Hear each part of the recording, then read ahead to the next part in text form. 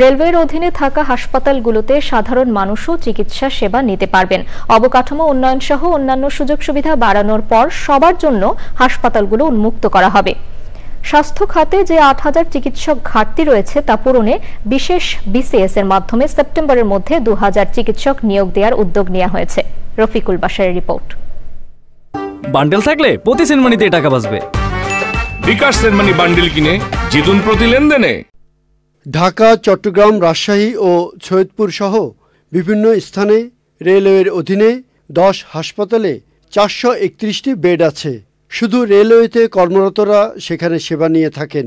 এর বেশিরভাগই ব্যবহার হয় না। এখন থেকে এসব হাসপাতাল বাংলাদেশ রেলওয়ে ও স্বাস্থ্য সেবা বিভাগ যৌথভাবে পরিচালনা করবে। সচিবালয়ে এ নিয়ে সমঝোতা স্মারক সই হয়েছে।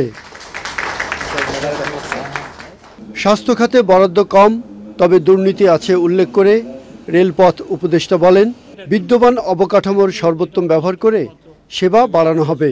দুর্নীতির কারণে স্বাস্থ্য খাতে ব্যয় বাড়ানো যাচ্ছে না, আবার বরাদ্দ বা বাড়ানো না কম থাকার কারণে স্বাস্থ্য সেবা দেওয়া যাচ্ছে না। যে বিদ্যমান যে অবকাঠামো আছে সেটার সর্বোত্তম ব্যবহার করা, তো এগুলোকে ব্যবহার করে যাতে আরও বেশি মানুষকে সেবা প্রদান করা যায়।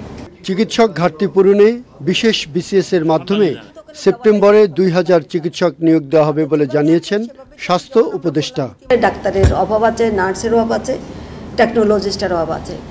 তো আমরা প্রায় ২,০০০ ডাক্তারের স্পেশালি নেওয়ার কথা বলেছিলাম। সেপ্টেম্বরের ১৫ তারিখের মধ্যে আমরা এই ডাক্তারগুলো পাবো, ২,০০০ ডাক্তার পাবো। আমার এই মুহূর্তে ৮,০০০ ডাক্তার শর্ট আছে স্বাস্থ্য মন্ত্রণালয়ে। তো কাজে আমি যদি বলি আমি কালকে থেকে এই দায়িত্ব নিব, এটা আসলে ওভাবে হয়তো আমাদের হবে না। সাধারণ মানুষের জন্য রেলওয়ে হাসপাতালগুলোর সেবা চালুর জন্য আগামী সপ্তাহে পর্যালোচনা শুরু হবে। তবে হাসপাতালে রেলওয়ের কর্মকর্তা কর্মচারীরা অগ্রাধিকার পাবেন। Rafiqul Bashar, channel I, Dhaka.